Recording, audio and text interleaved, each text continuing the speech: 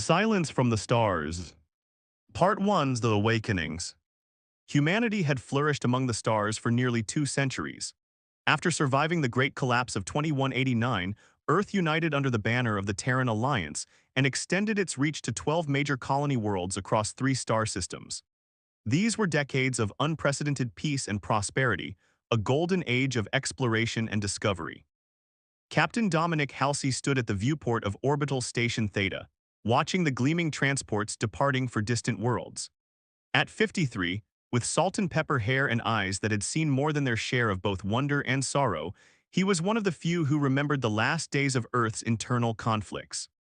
His weathered hands, resting on the cold metal railing, bore the scars of a soldier's life, though he'd spent the past 15 years commanding scientific expeditions instead of warships. Beautiful, isn't it? The voice belonged to Dr. Naomi Fujita, the station's chief xenobiologist. Her slender frame approached silently, dark eyes reflecting the distant stars. Almost makes you forget what we're capable of, Dominic replied, his deep voice barely audible. Naomi nodded. They'd both lived through darker times. The Cassini colony just sent new data from their atmospheric processors, another world becoming habitable. Before Dominic could respond, the viewport's glass pulsed red. Then again, warning lights flashed throughout the station, accompanied by a harsh klaxon that hadn't sounded in decades. Emergency Protocol 7, announced the station's AI. All personnel report to secure stations. This is not a drill. Dominic's comm unit chirped with priority access codes he hadn't used in years. Terran Alliance Command was activating dormant military protocols. What's happening? Naomi asked, her scientific calm giving way to rising panic.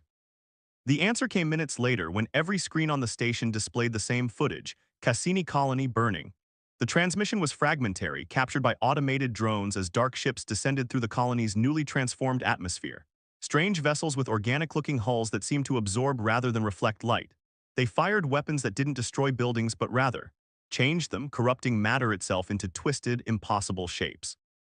And the colonists, Dominic looked away as he saw a young woman disintegrate into particles that swirled upward, absorbed into one of the alien ships.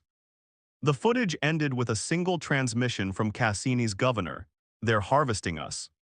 Within hours, reports confirmed that all 12 major colonies had gone silent.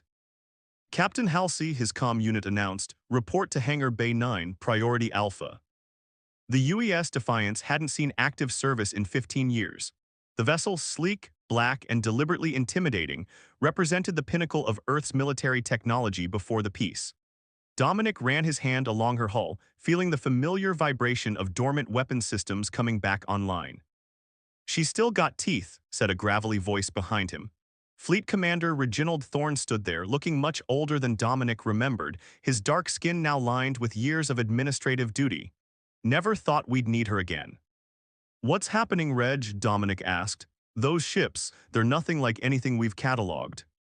Thorne sighed heavily. "The Council's calling them the Veil.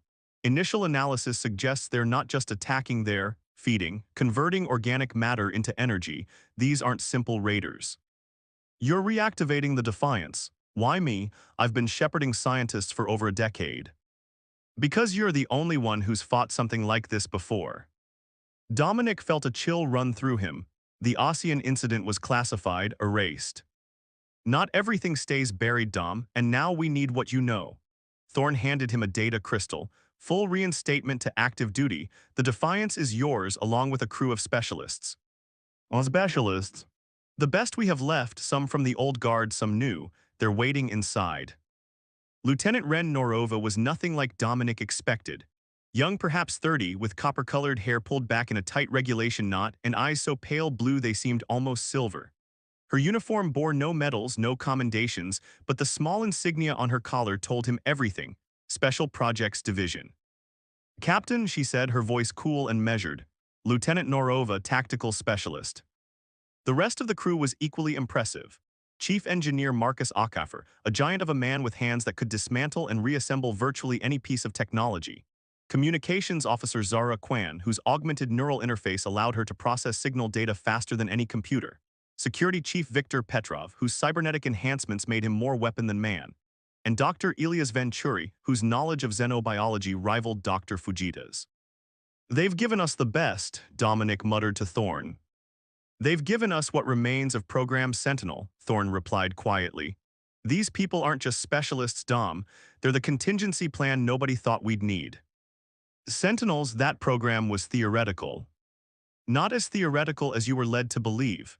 The Terran Alliance may have embraced peace, but it never forgot war. As the briefing continued, Dominic learned the true nature of their mission. The Defiance would not be evacuating survivors, there likely weren't any. They would be gathering intelligence, determining the Veil's weaknesses, and striking back. The Veil vessels appear to be heading toward the Kuiper Belt, explained Thorne, pointing to a holographic display. We believe they're regrouping before approaching Earth. Your mission is to intercept, gather data, and if possible, disable one of their smaller craft. With what weapons? Dominic asked. The Defiance is formidable, but these things destroyed 12 heavily defended colonies. It was Ren who answered, her silver-blue eyes unnaturally calm. We have prototype weapons based on recovered technology from the Osean incident. Dominic's head snapped toward her. How do you know about that? Because I'm descended from one of the survivors, Captain, she held his gaze. My great-grandmother was Dr. Evelyn Norova. The name hit Dominic like a physical blow. Dr. Norova had been the lead scientist examining the alien artifact they'd found orbiting Osean 9 before it activated and nearly destroyed the research station. Before Dominic had been forced to jettison it into the system's sun. That's impossible, he whispered. Everyone on that station died except you and 3 others, she finished. My great-grandmother was pregnant when she was evacuated. What you encountered at Osean wasn't just an artifact, it was a warning. 4 hours later, the Defiance slipped silently through the void, its stealth systems rendering it nearly invisible against the backdrop of space. Dominic stood on the bridge, watching as his newly assembled crew worked with the precision of people who had trained for this moment their entire lives. Long-range sensors detecting unusual energy signatures, Zara announced, her fingers dancing across her console. Consistent with the propulsion systems observed at Cassini. How many? Dominic asked. 3 vessels smaller than those that attacked the colonies. Scout ships, possibly. Lieutenant Norova approached, holding a secure tablet. Captain, I've been authorized to show you this. The tablet contained classified files dating back over 70 years, records of an encounter predating even the Osean incident. Earth had met the Veil before in the earliest days of expansion. The encounter had been brief, devastating, and subsequently erased from public record. They harvest organic material to fuel their bioships, Ren explained. But they're selective. They seek specific genetic markers that appear in human DNA. Why? We don't know, but the theory is that humans carry genetic traces of an ancient species that the Veil consider their enemies. They're not just attacking us, they're purging what they see as a contamination. Dominic processed this information, connecting it to what he'd seen at Osean. The artifact. It was left as a warning by these ancestors. We believe so, and we think the Veil can somehow sense the concentration of these markers. It's why they attacked our most populated colonies first. Contact, Zara's voice cut through their conversation. The scout ships have detected us. They're altering course. Battle stations, Dominic ordered, falling back into a role he'd thought long abandoned. Chief Akafer, bring main power to combat levels. Officer Quan, communications blackout. We don't want them calling for reinforcements. The bridge transformed as lighting shifted to battle configuration. Displays changed to tactical readouts, and weapon stations came alive. Lieutenant Norova, Dominic said, you claimed we have weapons that can hurt these things. Now would be the time. Ren nodded and moved to a special console that hadn't been part of the Defiance's original design. The Sentinel Protocol authorizes the use of phase disruptors, weapons designed to destabilize the molecular cohesion of the Veil's bioships. The alien vessels moved with impossible grace, approaching from 3 different vectors. They resembled massive manta rays, their surfaces rippling with bioluminescent patterns. They're attempting to scan us, Dr. Venturi reported from the science station, looking for genetic signatures just as Lieutenant Norova suggested. Evasive pattern Delta, Dominic ordered. Chief Petrov, deploy countermeasures. The Defiance banked sharply, releasing a cloud of specialized particles designed to confuse the alien scanning technology. The three scout ships hesitated, then resumed their approach with increased speed. "They're charging weapons," Zara warned. "Lieutenant, those disruptors." "Online, Captain," Ren replied, her voice steady despite the tension. "Targeting solution acquired for the lead vessel." "A fire." The Defiance shuddered as a beam of pale blue energy lanced out, striking the first scout ship. The effect was immediate and visibly horrifying. The organic hull of the vessel began to break down at the molecular level, portions dissolving into space while others contorted in what almost looked like pain. The other two scouts immediately changed tactics, moving faster than any human ship could track.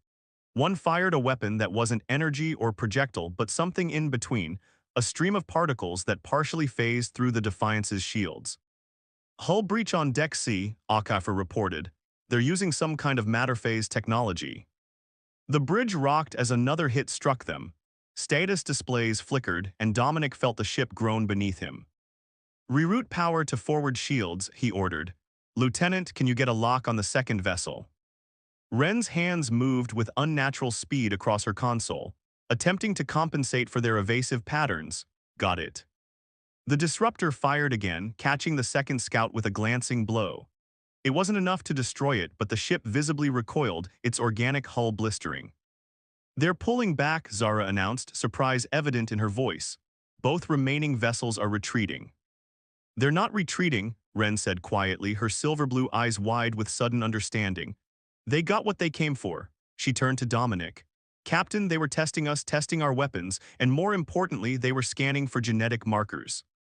A chill ran down Dominic's spine. Did our countermeasures work? Dr. Venturi analyzed the data from his station, then shook his head slowly. "Not entirely. They managed to get some readings before we deployed the particle cloud." He looked up, his expression grim. "Captain, they focused their scans specifically on Lieutenant Norova. They know she's aboard." All eyes turned to Ren, whose face had gone pale. "They recognized my genetic signature," she whispered, "just like they did with my great-grandmother at Ossian." Dominic remembered the artifact, how it had seemed to react to Dr. Norova's presence all those years ago, how it had activated only after she touched it. "Why you?" he asked. "What makes your family so important to them?" Ren's answer was interrupted by a priority message from Earth Command. Commander Thorne's face appeared on the main screen, his expression grave. "Captain Halsey," he said without preamble, "our deep space arrays have detected a massive energy signature entering the solar system. The Veil's main fleet is coming." He paused, then added the words Dominic had hoped never to hear. "The Council has authorized Protocol Omega. We're awakening the Nexus." As the transmission ended, Dominic turned to find Ren staring at her hands, which had begun to emit a faint blue glow, the same color as the disruptor weapons. "Captain," she said, her voice barely audible, "I think I am the Nexus." Counter-strike. The medical bay of the UES Defiance hummed with activity as Dr. Venturi ran another scan over Lieutenant Ren Norova's arm. The blue glow had subsided, but the readings were unlike anything he'd seen before. "It's as if your cellular structure is resonating at a quantum level," he murmured, eyes fixed on the holographic display. "These patterns match the energy signature of the disruptor weapons." Captain Dominic Halsey stood at the doorway, arms crossed, his weathered face set in grim determination. "How long have you known?" he asked. Ren met his gaze steadily. "I've always known I was different. The headaches, the dreams of stars I've never seen, but the full truth, they only told me when the veil appeared." "Are they?" "Project Sentinel. After what happened at Ossian, they studied the survivors and their descendants, found changes in our DNA, changes that weren't entirely human." She looked down at her hands. "My great-grandmother's pregnancy was already underway when she was exposed to the artifact. Whatever it was, it changed her, changed me." Dominic's comm unit chirped with an incoming transmission from Earth Command. Commander Thorne's face appeared, looking more haggard than before. "The Veil fleet has entered the asteroid belt," he reported without preamble. "They're moving slower than expected, almost as if they're searching for something. We've evacuated all outposts in their path." "Or someone," Dominic replied, glancing at Ren. Thorne nodded gravely. "The Council has reached the same conclusion. Lieutenant Norova's genetic signature appears to be what they're tracking. The Nexus protocol was designed for this scenario." "You want to use her as bait," Dominic said, his voice hardening. No, Thorne replied, we want to use her as a weapon. The briefing room was silent as the projection showed the massive installation hidden beneath the surface of Titan, Saturn's largest moon. Construction had begun over 70 years ago, after Earth's first encounter with the Veil, an encounter that had been systematically erased from public record. Project Nexus, Commander Thorne explained via secure transmission. Based on technology recovered from that first contact, the Veil aren't just hunters, they're seekers. They search for remnants of an ancient species that once defeated them, a species whose genetic code fragments exist within certain human bloodlines. Chief Engineer Akafer leaned forward. You're saying we've got alien DNA. More like we evolved from common ancestors, Dr. Venturi clarified. The theory is that Earth was seeded by this ancient race before they were nearly wiped out by the Veil. Security Chief Petrov's cybernetic eye whirred as he focused on the projection. And these aliens left weapons. Not weapons, Ren said quietly. Keys. The Ossian artifact was a key designed to activate only in the presence of compatible DNA. My great-grandmother's touch awakened it. And nearly destroyed the station, Dominic added. I was there. The energy release killed everyone who wasn't evacuated in time. Thorne nodded. Because it was incomplete, the artifact was only one component of a larger system, a system we've spent decades trying to understand. The installation on Titan contains what we believe is the central nexus point. And you need me to activate it, Ren concluded. Yes, the Defiance is ordered to Titan immediately. The Veil fleet will reach Earth in approximately 3 days. We need whatever advantage this technology can give us. As the transmission ended, Dominic turned to his crew. Set course for Titan, maximum speed. The journey to Saturn took 18 hours at full burn. During that time, reports from Earth grew increasingly dire. The Veil had begun systematic scans of the inner planets, ignoring all attempts at communication. 3 defense outposts had been destroyed when they approached too closely. In her quarters, Ren practiced controlling the strange energy that now occasionally pulsed through her body. Each time it happened, she felt a pull, a connection to something distant yet familiar. A knock at her door interrupted her meditation. Captain Halsey entered, carrying an old-fashioned data pad. I pulled these from my personal archives, he said, handing it to her. Records from Ossian that never made it into the official report. Ren scrolled through the files. Images of the artifact, research notes, and video logs. She stopped at an image of a young woman, Dr. Evelyn Norova, her great-grandmother. The resemblance was uncanny. She knew, Ren whispered. Listen to this entry. The artifact responds to my presence in a way that defies explanation. It's as if it recognizes something in me, something ancient. And sometimes, when I'm alone with it, I swear I can hear voices, not speaking but singing across the void. Dominic nodded solemnly. The day the artifact activated, your great-grandmother told me something I've never reported. She said, they're coming back and they'll need the origin key. Origin key, Ren repeated, the words resonating strangely in her mind. Captain, I think I know what the Titan installation is. It's not a weapon, it's a beacon. The surface of Titan was a desolate landscape of frozen methane lakes and orange haze, but beneath its crust lay one of humanity's most closely guarded secrets. The Defiance settled into a hidden hangar designed to accommodate vessels 3 times its size. This installation was built before I was born, Dominic marveled as they disembarked. They were met by Director Josephine Keller, a severe woman with steel-gray hair and eyes that seemed to miss nothing. Captain Halsey, Lieutenant Norova, she nodded to each in turn. The Nexus chamber is ready. We've been waiting for you for a very long time. The facility was vast, extending kilometers beneath Titan's surface. As they descended in a high-speed elevator, Director Keller briefed them on what they were about to see. After the first encounter with the Veil, a survey team found this place already here dormant. It predates human civilization by millennia. We've spent generations studying it, learning its purpose without being able to activate it. Because you didn't have the right DNA, Ren surmised.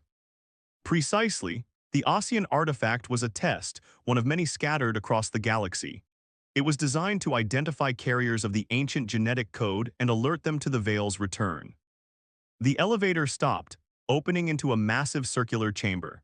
At its center stood a structure that defied conventional geometry, a spiraling tower of crystalline material that seemed to shift and change even as they watched it. The Nexus, Director Keller announced. What you're seeing is only a fraction of its true form. Most exists in dimensions we can't perceive. Ren felt an immediate connection, a pull so strong it made her steps unsteady. Her skin began to glow with the now familiar blue light. It's calling to me, she whispered.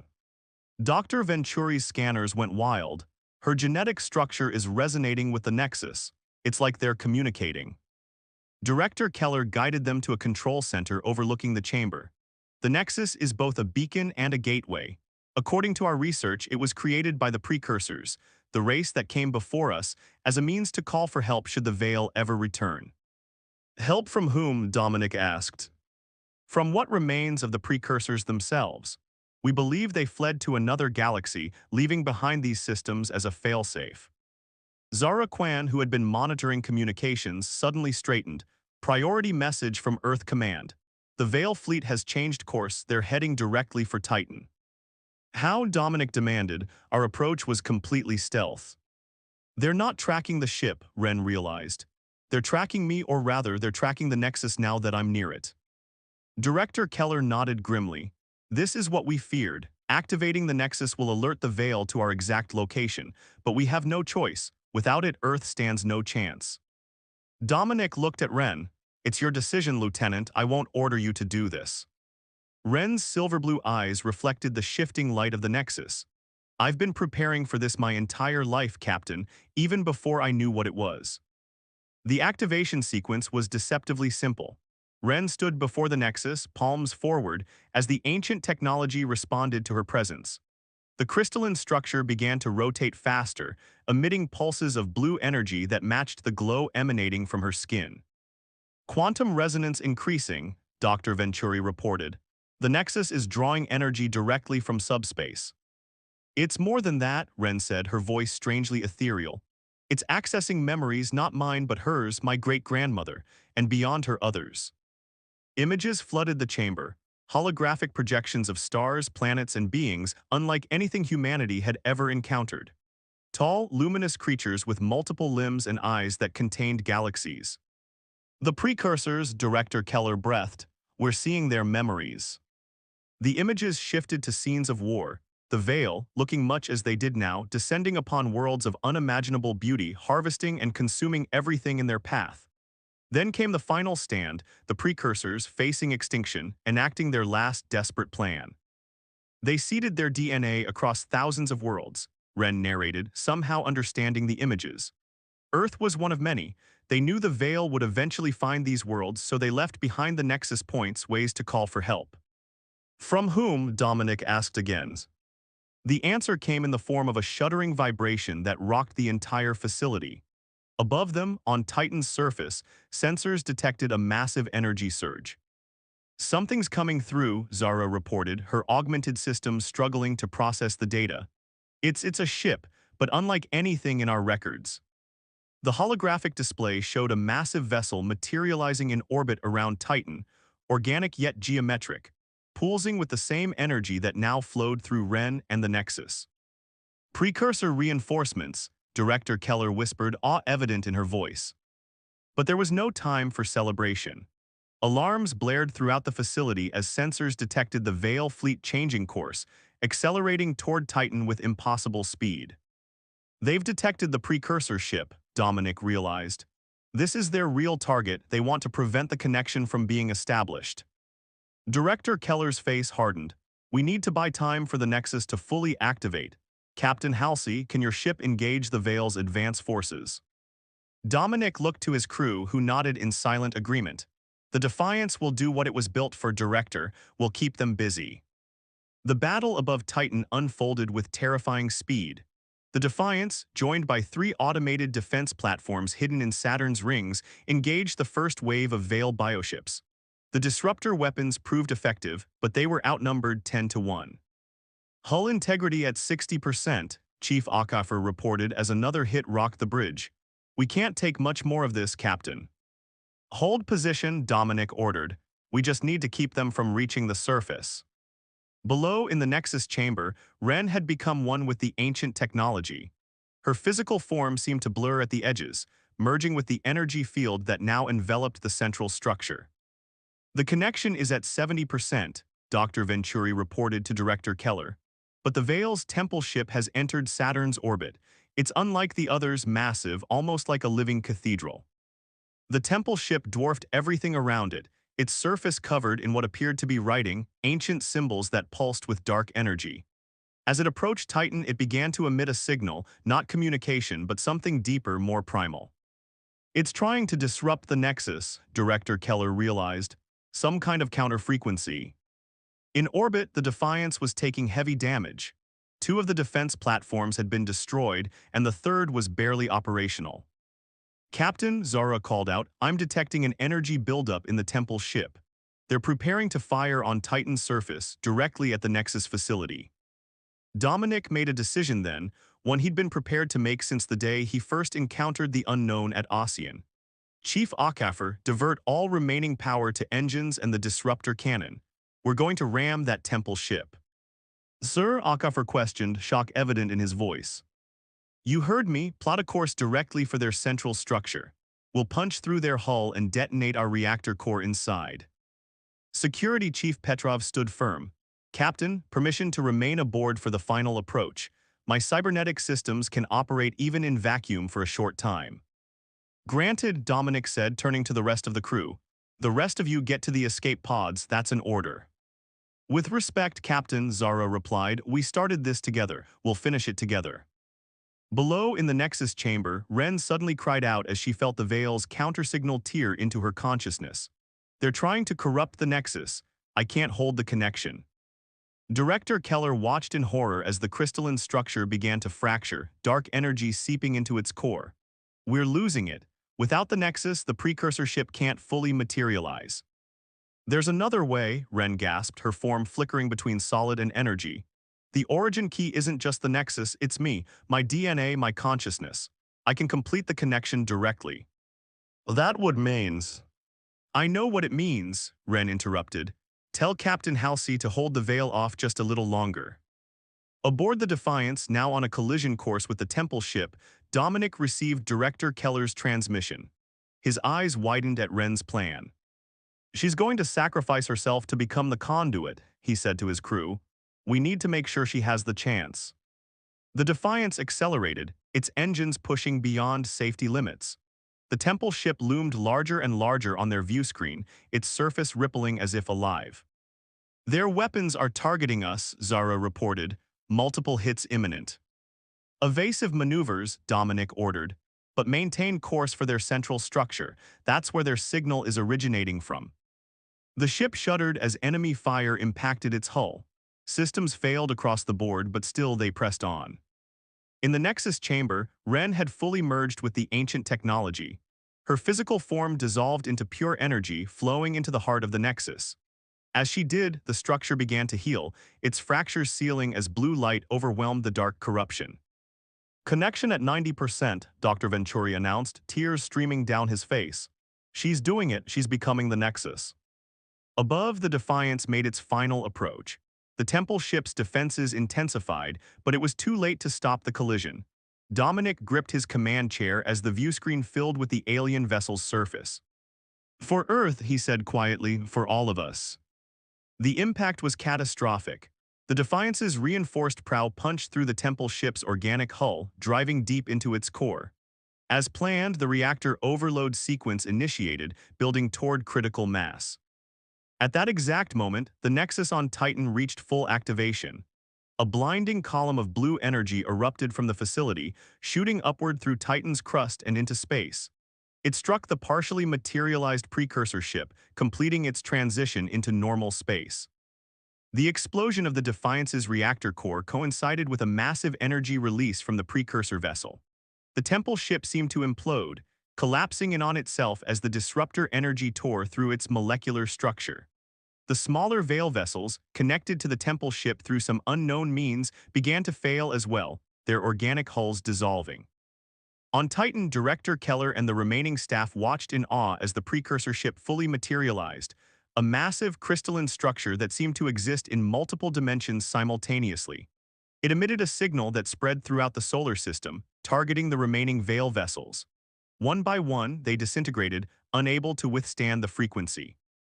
The Vale fleet is retreating. Zara's voice came through a damaged communication relay. She and Akafer had managed to reach an escape pod before impact. Captain Halsey and Chief Petrov stayed aboard to ensure the reactor detonation. Director Keller closed her eyes briefly in respect, and Lieutenant Norova. Her physical form is gone, Dr. Venturi confirmed, but her consciousness, I believe it's now part of the Nexus network. She's joined with the precursors. As if in response, the holographic projections in the chamber shifted once more. They showed stars and planets far beyond Earth's reach, and massive fleets of ships similar to the one now orbiting Titan. It's a message, Director Keller realized. They're coming, the precursors are returning. 3 weeks later, Earth was beginning to rebuild. The loss of the colonies was a wound that would take generations to heal, but humanity had survived. More importantly, they were no longer alone. The precursor vessel remained in orbit around Titan, its technology beyond anything humans could comprehend. Occasionally, it would emit signals, complex data that scientists were only beginning to decode. In a secure chamber within the Titan facility, Director Keller met with the newly formed Nexus Council. We've managed to establish limited communication with the precursor vessel, she reported. Most of it is still beyond our understanding, but one message came through clearly. She activated a holographic display. A human figure formed, recognizable as Ren Norova, though her form was now composed of light and energy. When she spoke, her voice resonated at multiple frequencies simultaneously. The Vale have retreated, but they will return, the Ren entity said. What you witnessed was only their scouting force. The main fleet lies dormant at the edge of the galaxy waiting. I have joined with the precursor consciousness. I am both Ren and something more. The connection has been established and help is coming. Her luminous form seemed to look directly at the assembled council members. But time moves differently across galaxies. The precursor fleet may take years to arrive. Until then, Earth must prepare. The Nexus network stretches across thousands of worlds. You must find the others, the other bloodlines, the other keys. There are more like Ren, Director Keller asked. Many more, the entity confirmed. Scattered across Earth and beyond, the Vale will hunt them. You must find them first. Her form began to fade. I remain with you in the spaces between. The silence from the stars is ended. Now comes the song of awakening. As the transmission ended, Director Keller turned to the council. We've detected unusual energy signatures in 3 other star systems, similar to the Nexus on Titan. We need to assemble new crews, new ships. Like the Defiance, someone suggested. No, Director Keller replied. The Defiance was built for a war we didn't understand. What we build now must be for a future we help shape. She looked up at the final image of Ren suspended in the holographic display like a star. Captain Halsey gave us time, Lieutenant Norova gave us connection. What we do with these gifts will determine humanity's place among the stars. Above them in the void of space, the precursor ship pulsed with blue light, a beacon visible across the solar system. The silence was broken, the call was sounded, and somewhere in the vast darkness between galaxies, ancient eyes turned toward Earth once more.